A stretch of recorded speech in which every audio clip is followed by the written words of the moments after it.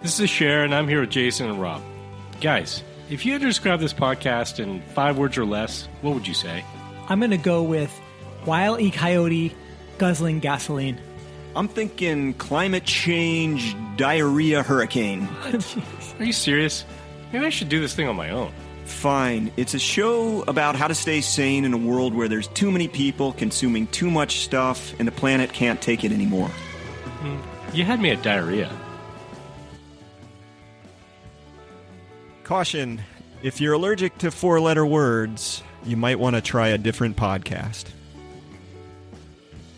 Hey, I got to tell you guys about this friend of mine. He managed money like for big, money management biz kind of people. Like he was managing accounts of tens of millions of dollars for big billionaires.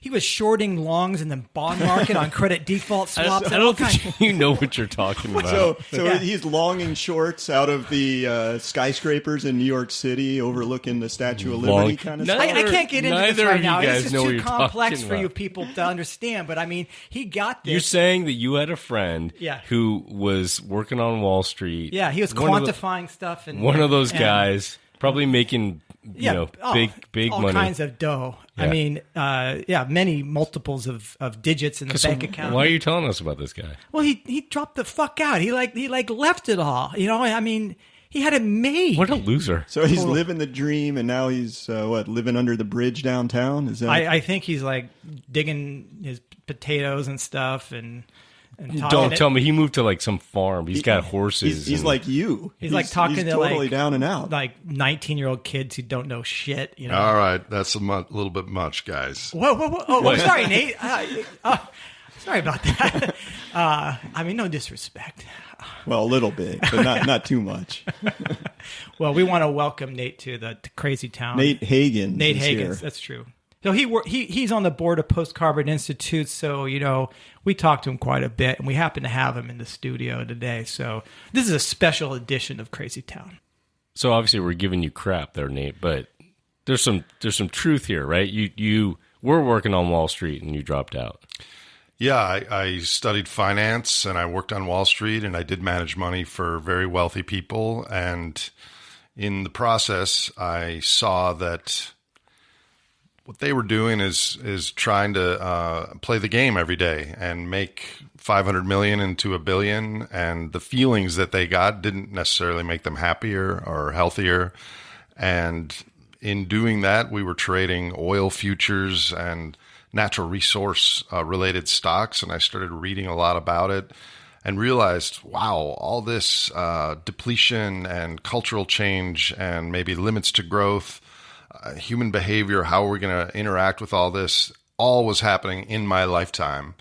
And I eventually said, I gave my clients their money back and I quit. And I took my dog across the country for 6 months with a backpack full of Herman Daly books and books on human behavior and ecology. And since then, I've been working on these things, trying to figure out the bigger story. So wait, just back it up for a second. So you're managing money for your clients, and you started looking into like oil and other resources as investment opportunities. Is that right? Yes. We were looking at crude oil investments, and I ended up spending more time reading about the history and the amount of oil there was than I was actually working on my clients' portfolios. And that was kind of a Had clue. you ever thought about energy before that? Never thought about energy before. I got an MBA from the University of Chicago. They never taught me where money came from or the importance of energy in our economies.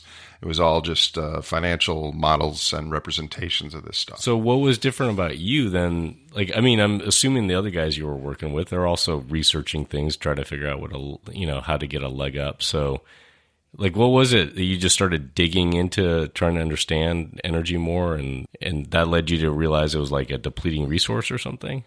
I don't know what's different about me. I was just curious about why we do things and what's the goal and what's happening. And I learned about externalities, the fact that the negative impacts of what we do aren't included in our prices. And that struck me as really odd and wrong.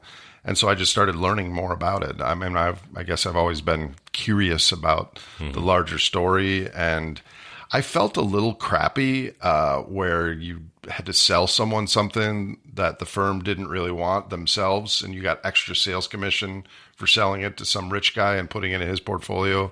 And then people give high fives to each other because they made $20,000 commission.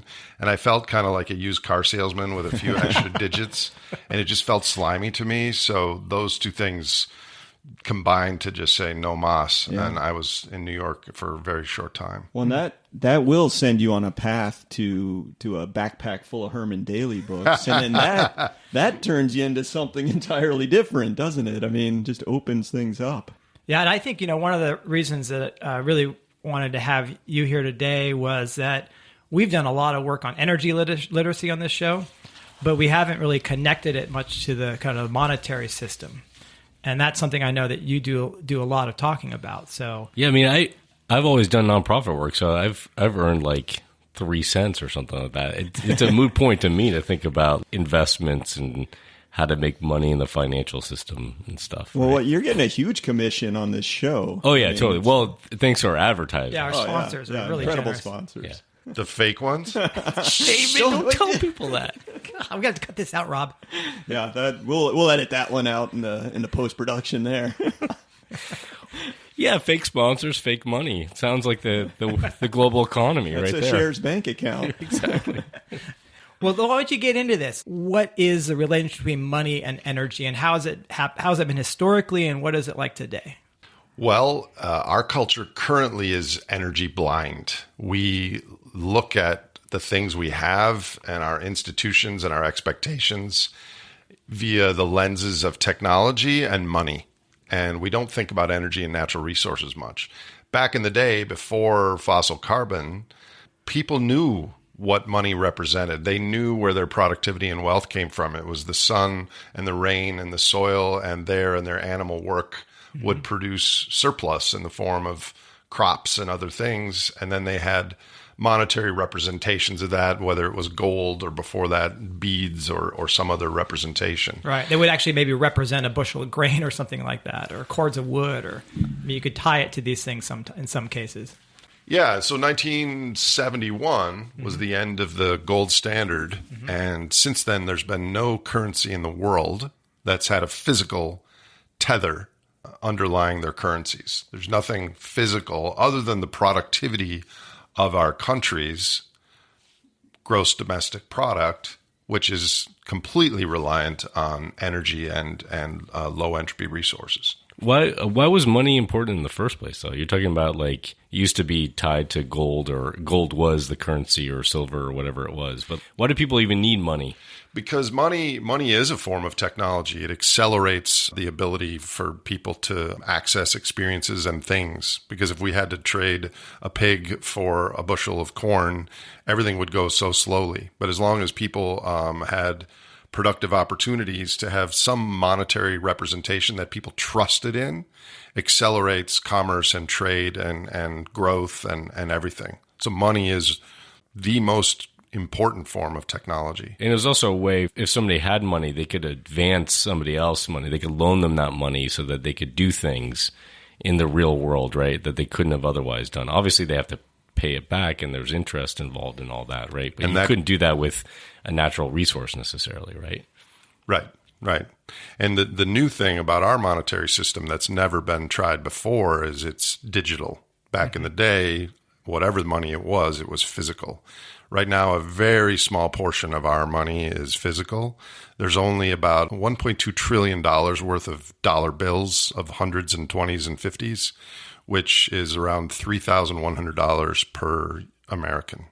The rest is digits in banks. So you said something earlier, Nate, that I want to emphasize, because this kind of blew me away, and I learned it from reading Herman Daly, and that's that money is the claim on wealth, not the actual wealth itself. And we tend to, you think about, oh, I'm wealthy. That means I have lots of dollars in my hand or in the bank. But that's not the case. I have lots of claims on real wealth. And maybe you can talk about that distinction a little bit more. Right. So energy underpins our world. We can talk about this later, but 99% of the physical work done on our planet is done by oil, coal, natural gas, other energy forms. And every time you have a dollar bill or a 20 or a 50 in your wallet or in your bank account, what you spend it on is directly will burn some energy. So money really is a claim on energy, and debt is a claim on future energy. So we don't think of it that way, but every single thing that contributes to GDP in the world, any good and service requires energy. So everything you do that contributes to the size of our economy, there's a little fire happen somewhere on the planet. And so let's get down to the relationship between the physical world and what's possible there, and then how easy it is now to create money, and the difference between the two, and what kind of problems that can lead to. Right. So most people think that money comes from a bank based on someone else's existing money. But the reality is that 95% of the money in the modern world comes into existence when a loan is created at a commercial bank. And for example, if you want to go and start a business and you get $1 million in Corvallis, some bank gives it to you, and your credit rating is good, all of a sudden there's $1 million in your account that you could spend on anything in the world. And simultaneously, there's $1 million asset on the bank's account that you owe them $1 million. Mm-hmm. So from the financial system perspective, using a financial lens, the world is the same. What did the bank do to have that money?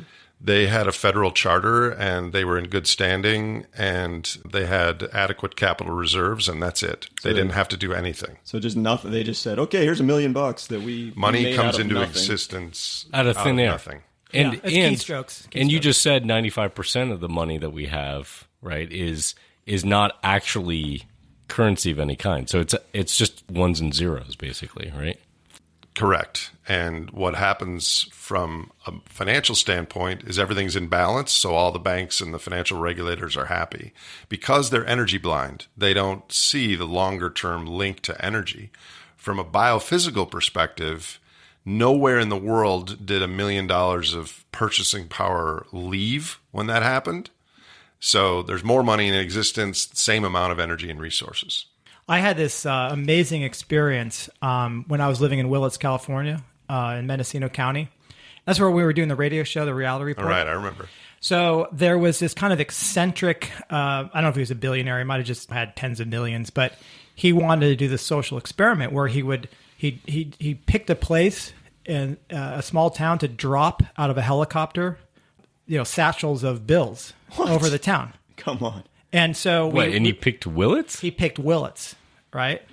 And so one day, the chopper is coming over, and suddenly, and then you see these greenbacks just sort of floating, and people are just like scooping them up. I'm elbowing my neighbor in the ribs to gain an advantage, and we just gather it up, and so suddenly, like you're saying, now I can purchase all kinds of things. It was just dumped in my lap, and now I have the ability to go out and just start buying property. I would think I would have heard about this on the You're news. full of shit, dude. Well, is this like the airplane story allegory. you told us earlier? It's a good allegory, and I got this allegory from Nate. Oh, so this happened to Nate, huh? In his town. Is that what you're saying? No, but it's this idea that money just sort of can fall on us in a sense in our society without anything in the real world being created, but then we can suddenly make claims on these real world resources, and it really changes the behavior of people. They feel rich. They feel like they can consume. I do want to just put a pin in this for 1 second and point out that obviously that doesn't happen. What you described, it's Price is Right, an allegory, Jeopardy? but yeah.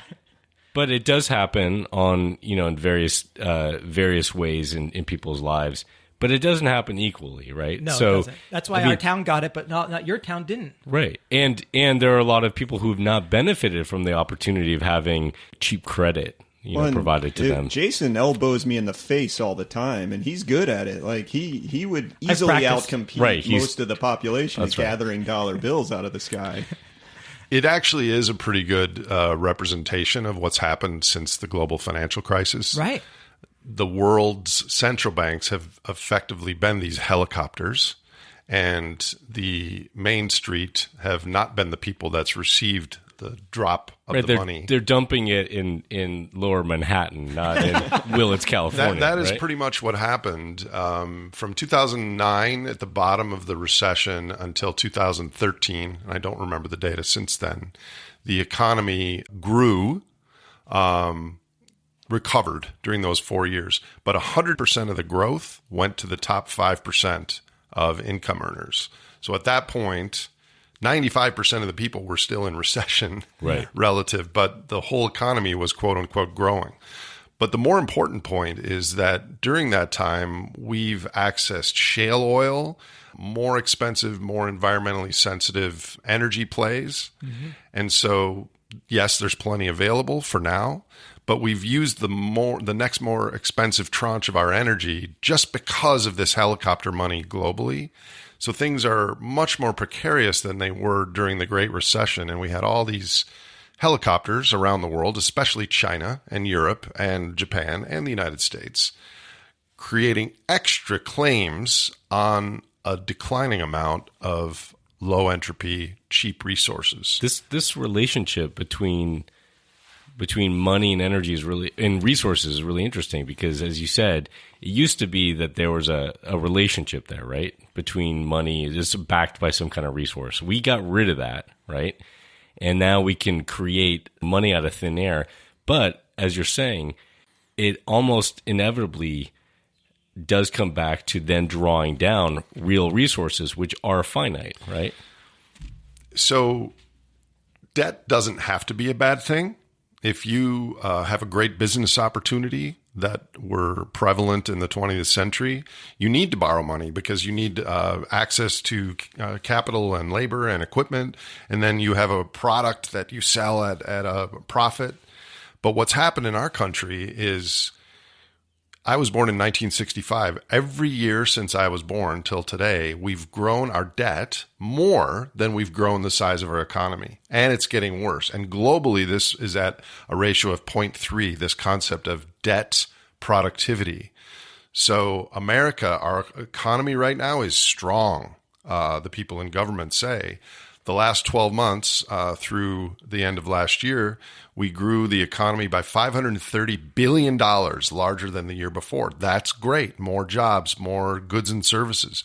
But in order to do that, we borrowed an additional $1.4 trillion to make that happen. So that's the ratio. So we create 3 times more debt than we get in annual productivity. Almost 3. Okay. And other countries like China are much higher than that, 7 or 8 times more debt creation versus the size of their economy. So it is really the story of our era, this relationship between our financial representations of what we think we own and what our underlying biophysical capacity is. I think this is going to be really important in the coming decade, as this recalibration of these two major themes happens. But that's really only an issue, right, if that debt can't be serviced. I mean, it requires the economy to grow, right? So as long as the economy can grow, then that debt can get serviced, right? And you can just keep the game going for a while longer. But as you said, we're depleting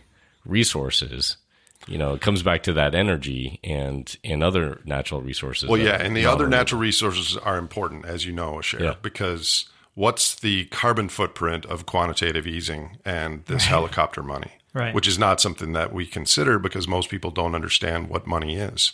Mm-hmm. But from the perspective of the dolphins, the response to the global financial crisis in 2008 was suboptimal. Right. Yeah, I kind of think of it like a giant game of musical chairs, but instead of this like little thing where you're just walking around, it's like a Grateful Dead concert. Oh, really? Yeah. So you've got your reserve seat. So everyone's got a burrito and and you're so distracted, and the band is playing, and it's a long concert. I mean, the Grateful Dead are going on and on and on, but what's happening is to keep the concert going, they're removing chairs and they're burning them, and they're making instruments and handing to the band as they're wearing out the ones they're playing on, and eventually, the band members just start dying. How many are still alive? It was there can't be just many left. it was just the piano players that died. Oh, okay. This interview is not what I expected. But anyway, when the band stops playing, the problem is people are going to look and say, "Oh, I don't have places to sit anymore." In other words, we're keeping the music going.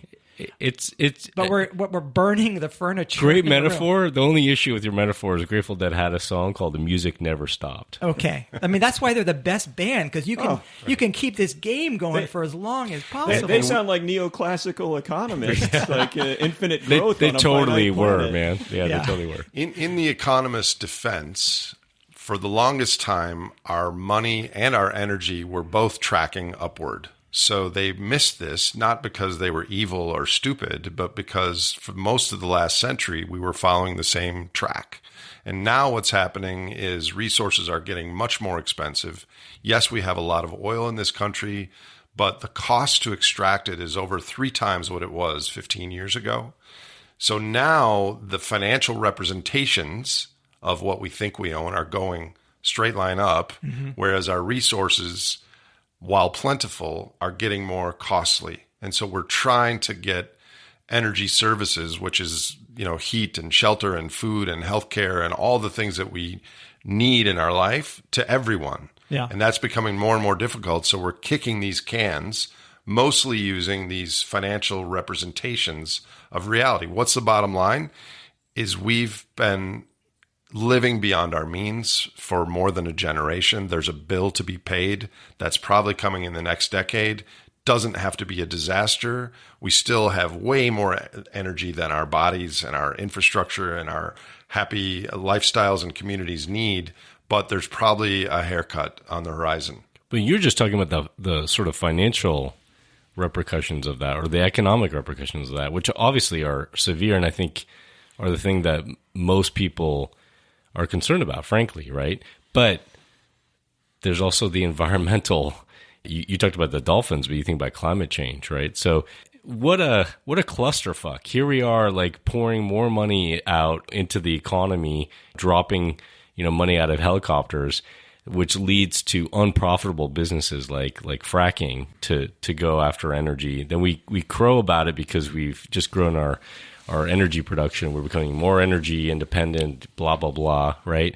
But meanwhile, we're worsening climate change, depleting fresh water, creating health risks, and the cost of that stuff. We want to party on. We're already feeling it. We're going to feel it for millennia.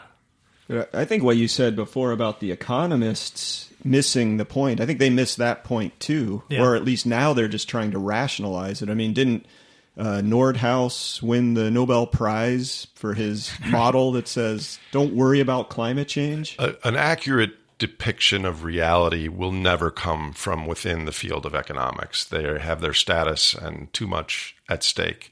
There's going to have to be a crisis and some new ideas on the table before this reality is recognized. Well, that's the thing. Interesting point to get to is I feel like, and this is the point you make often, Nate, is individuals get this story. Or can get this story.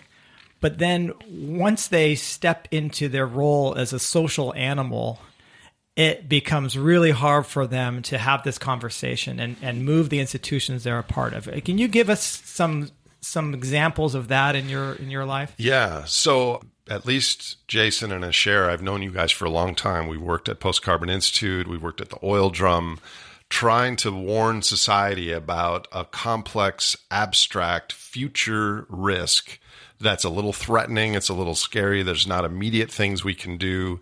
And no one on TV or in my the elites of whatever my tribe is are saying these things.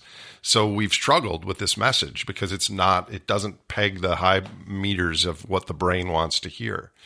What I've found recently is the real world is catching up to our narrative. And so I meet with politicians, with mayors, with CEOs of Fortune 500 companies, and over a few beers at dinner, they'll completely agree, maybe not to the same percentages that I'm laying out of these risks, but they completely agree with these risks. Yes, I see that. I see the relationship between money and energy. I see what we're doing to the environment. And yet, when they have their job descriptions of CEO or mayor or county planner or small business owner, they can't see that risk because it's not part of the institutional framework or the political job description. So it's really, we're at this real liminal space where as individuals we can understand these things. But since our species, our culture is so social, as you point out, we use social sorting mechanisms to solve physical world problems. Our institutional structure is blind to these until it's going to happen. And so I think the more people that kind of can squint and see the larger picture of what's happening, and we start these nodes of communication, hey, we're probably going to have to deal with less. How is that going to impact our community? Maybe we should start talking about it ahead of time. That's one of the best things we can do, because as a nation, as a culture, as a global economic society, we are not going to do things in advance of a crisis. It's just, we're wired against it. I want to step back for just 1 minute here, though, and think about this. Like, I know plenty of people who seem to get the crisis of civilization, the extinction crisis, the climate crisis, and you hear about the Green New Deal, and those on the kind of progressive left who really do seem to have kind of a broader view beyond just humanity and are thinking long term and are thinking about the children. One of the fixes they're putting forth is modern monetary theory and the idea that we can find all the money we need to pay for a just transition. Can you just comment a little bit on that and maybe what some of the good ideas that are in that and where it might fall short of expectations? Right. So modern monetary theory, in the news they refer to as MMT, is basically the fact that a sovereign entity that prints its own currency can never default, can never go bankrupt. And therefore, it's better for a government to spend on things, and that spending benefits the economies. That's all well and good, except it has three major shortcomings. The first one, which it shares with regular economic theory, is that it's energy blind. It doesn't realize that we're at the source rock with shale oil and that there's nothing left after shale oil. Yeah. And we're cheering that we're draining America first, making all these records, but it's going to be declining, at an accelerating rate. So it doesn't recognize the energetic and material underpinnings of economic growth. Secondly, while it's true we can't default, what we can do if we continue to spend with nothing backing it, with the productivity that supports more spending, is that other countries or people that support our debt will start to lose trust in our currency. And it's not just the United States, it's other countries as well. And then third, which is what we foreshare that we care about, but is not in our economic system, is what is the impact on other species and other generations that we create money to spend right now on a finite amount of source and sink. And the sink capacity is directly impacted by MMT. But the main thing is that it's energy blind. Yeah. I think a lot of proponents don't think that they're energy blind, in the sense that, like, if you look at the Green New Deal, for example, they are trying to address social concerns, social crises, and, in their view, environmental and energy crises simultaneously, right? And I think it is based on a belief that this energy transition to renewable energy is technologically possible, that in fact, I think that there's an assumption that that there aren't limits to how much energy that we can produce, and the benefits that energy then provides. We just got to switch to renewables. Right. In fact, there's more sun that hits the Earth in a minute than we consume in a year, whatever the numbers they like to throw out are, and so the energy. It's a different kind of energy illiteracy, in the sense that they are thinking about energy. They're just not necessarily recognizing the unique properties of fossil fuels and the difference there. Yeah, there's a lot we could talk about there, and I know PCI has the great book, Our Renewable Future, that outlines some of the challenges there. Really, I think there's a lot of energy-aware people that still view the world as money in, energy out. But the real story is energy in, energy out. And so even solar and wind today are part of this global industrial factory system that's heavily reliant on high heat coal and natural gas processes and such. So I'm in favor of renewables. I think we could have an amazing civilization built largely on renewable technologies, but it's not going to look like this. We're going to have to use a lot less. We're going to have to restructure things. And renewables are misnamed, more appropriately be named rebuildables. An oak tree is renewable, a chicken is renewable, solar panels and wind turbines are rebuildable in 20 or 30 years with some infrastructure. Damn it, I put 2 on the roof and I thought I was going to get another one in about 10 years' time. What the hell? Well, Wes Jackson and Robert Jensen, these 2 great thinkers, and we can talk more about them, they have a paper that they wrote recently where they basically talk about how a farmer has never woken up in the morning, gone out to the barn and see that their tractor gave birth to another tractor. You know? Right. No, that's right. And all that stuff requires energy and materials. And we have to ask ourselves at this time, are we putting aside seed corn for some future that we can envision that would be positive for all these entities? And the answer right now is not. We're kicking the can in order to keep our current system going as long as we can. And you know what? We're going to do that until we run out of cans. Well, one of the things that I appreciate, well, first of all, let me just say thanks, Nate, for going around and telling the story and getting people to understand what our predicament is.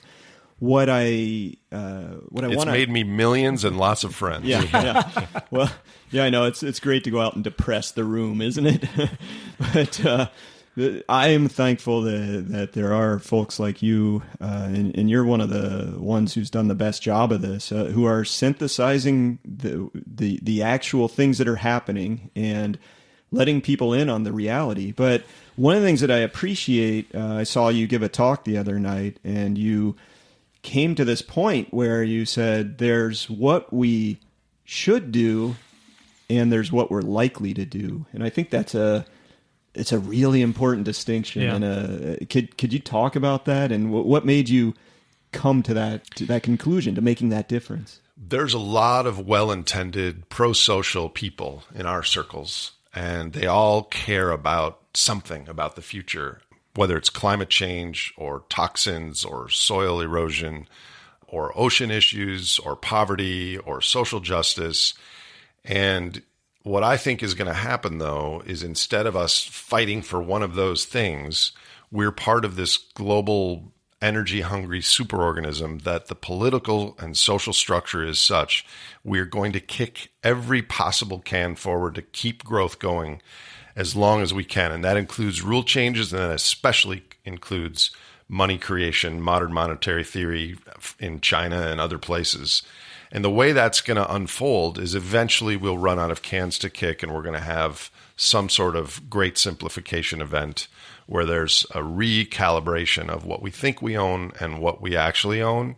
And that is going to be the kind of tsunami event where we're going to have to respond to. So I think rather than what we should do to have a carbon tax and save the climate and social equity and all those issues, we're going to have to respond to this event, I think, in the next decade. And that's going to mean look in your community and look around.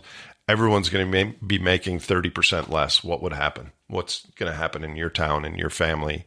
You know, no one knows exactly how that's going to look, but I would think that a 30% drop in the size of our GDP would bring us back to 1994 GDP per capita. That's about the same amount that happened in the Great Depression in the 1930s. And on climate change, I'm very worried about climate and oceans, but I do think that most of the Armageddon scenarios put forth in the environmental news are using the RCP 8.5 or the RCP 6 scenarios, which have way, way, way more fossil carbon than we actually can afford to extract. Now, you probably need to explain what that means, RCP, the various scenarios for the size of the economy and how carbon intensive it is, right? And which one? How many are there about, and what's this mean? There's 4 different scenarios. RCP stands for Representative Concentration Pathways. And I know this because I talked to some of the people on the IPCC committee. They said, okay, let's see what amount of forcing we could get if we burned a lot of carbon, let's say 8.5 watts per square meter of additional warming on the planet due to human emissions. And then they handed that scenario off, the physicists and the climate people, to some economists and said, design an economic scenario that would arrive at 8.5 watts of forcing. And so the economists did that. And what it looks like is in the year 2100, we're using 800% of the coal we're using today, although coal has already peaked in 2014. Right. So these scenarios are biophysically naive. Yeah. That doesn't mean we're not at huge risks, right. Because I think IPCC probably underestimates positive feedbacks as well. Right. But I just think this is something that a lot of people in our tribes are overly focused on, and they're blind to this great simplification risk, which is probably going to come sooner, and we're all going to have to deal with. Yeah, yeah. I never really seen a climate change model that says, okay, we're following like a limits to growth path. That says, okay, we're depleting resources, the economy's starting to shrink, population's going down, and now how do renewable sources sort of fill in and get us through the 21st century? What climate scenario follows that? Well, imagine being on one of these international politburos, the OECD or the IPCC. I mean, these people can't sit around a table and say, you know what, we're going to have zero or negative growth. Right. Because then that changes the whole conversation. So there are no institutions or governments that are specifically planning for flat growth, let alone negative growth in the world. Right. And yet, if you have private conversations with these people, not that I've talked to all of them, but I've talked to quite a few high-profile people, they all acknowledge this story that we've been talking about. But this gets back to what you were saying before, which is our institutions, our kind of social structures, make it very difficult for people to do that. I mean, in part, it's that we have such a complex society now with a lot of surplus that allows people to specialize, right? So we have these people that are incredibly educated and knowledgeable in these specialized fields like climate science, right, which is very complex. Mm-hmm. And then you got people in the economics field, and they have to rely on each other in a sense, right, because they don't have that general knowledge. And then you get in a situation where, as an outlier, you're sticking your neck out. There are a few climate scientists, Kevin Anderson, for example, from the Tyndall Center, has been very outspoken about how us needing to basically reduce energy demand by 10% a year. I mean, he was saying that a few years ago. So the longer we wait and the more the economy and energy consumption grows, the steeper that decline has to be. But it's very rare for people to stick their neck out because of their social status, right? So we've got these limitations just in the way we've kind of structured society. Part of it's just based on deep human behavior, but we need to be part of a tribe. We don't want to be ostracized or outcast. I mean, that's what keeps you kind of in line. So we're all locked in on these, like, you look at all these models, all of the RCPs are, even the one that is, a lower degree of warming, have these assumptions about high economic growth and high energy demand growth. Yeah, there is no way that we're in a market democracy going to demand less. And that's one of the problems with renewables is, as much as we're scaling them now, they're just making fossil fuels more efficient because we're using less coal and natural gas in plants that are already built. There is no mechanism to subtract, only add. And that's part of the problem. Okay, so we hit some resource financial nexus limit, and we have a big haircut in terms of our ability to consume, and we're not planning for this. This is sort of the aha here. We're not going to plan to do this, but it's going to happen. So what do people do now? What should we start working on now to get ready for this, if you're aware? Yeah, like if you're in the tribe that you've been talking about, what do we do? Yeah. Well, there's what should society do, but society is made up of individuals. So the first thing you do is you psychologically process this. What would it mean if I had 30% less and the people in my town had 30% less? Well, the Mr. Moneybags 30% less is not going to be a big deal. The people who are already employed to have unemployed, 30% less is going to be a big deal. So the first thing is to maybe start viewing the world from an energy lens instead of a money lens, and change some of your behaviors and pastimes. and have a conversation with yourself about, boy, there's a lot of stuff going on in the world. Maybe I should think about my value system and my routines and my friends and just have kind of a check-in at what it means to be alive during this time. I think culturally, we're going to need a response to this. And I think the more people that are at least can squint and see what this future might be, we're not going to do massive changes. But if you're inoculated against these ideas, I think when we have crises, there's lots of pro-social response of people working together in creative, emergent, positive ways. I think the other issue is what happens institutionally after we kind of bootstrap our way and respond to this like we have in the past.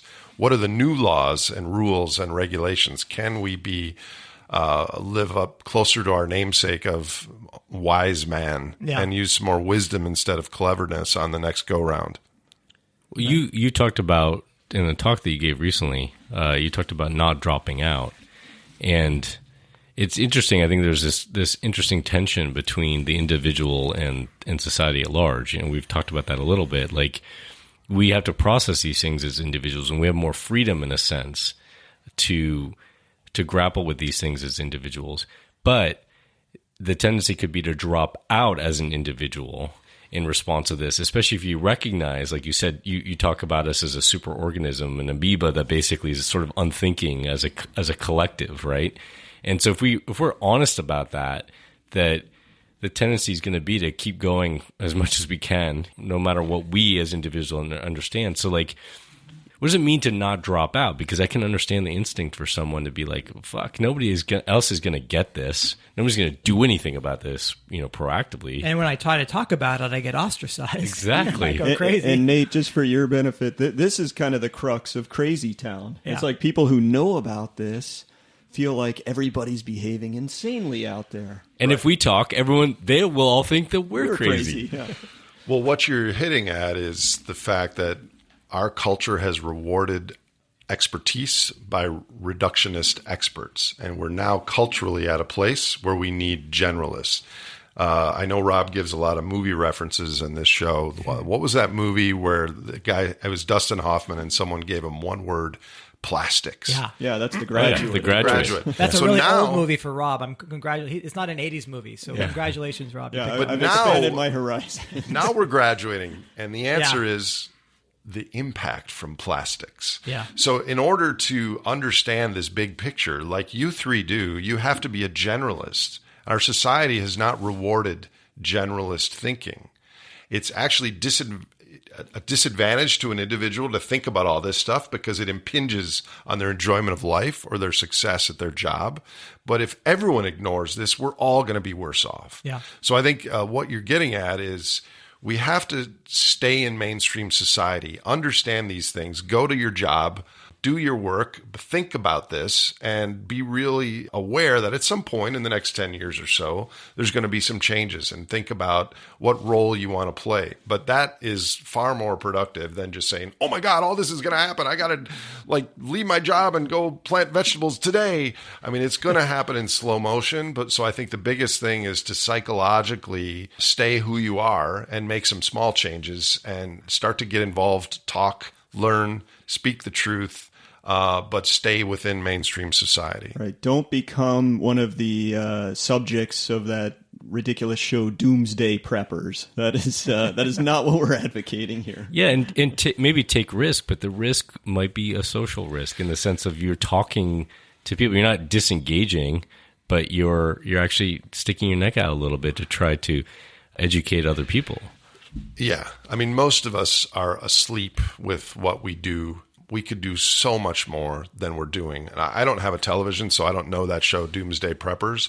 But prepping is probably a rational response to some level. But if we all buy guns and golds and beans, we're trading one sort of dysfunctional society for another. We need people focusing on community and skills and social capital and learning and knowledge and the things that are really important to an energy-constrained, more local future.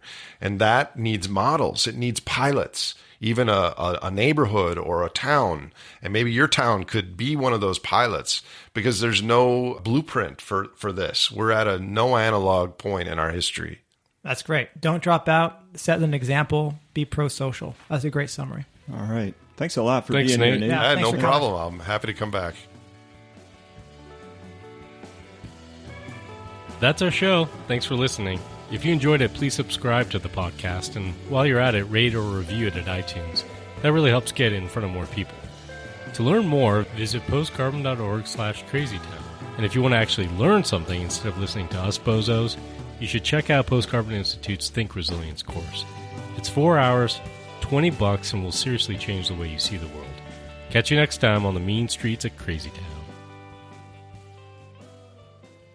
Hey, Asher, Jason, we finally got a legitimate sponsor, the Las Vegas Tourism Bureau. Oh, thank God. Oh, what a place. The original Crazy Town. Yeah. You know, Las Vegas was started in 1931, and since then, the Las Vegas Tourism Bureau has been inviting people to their beautiful town.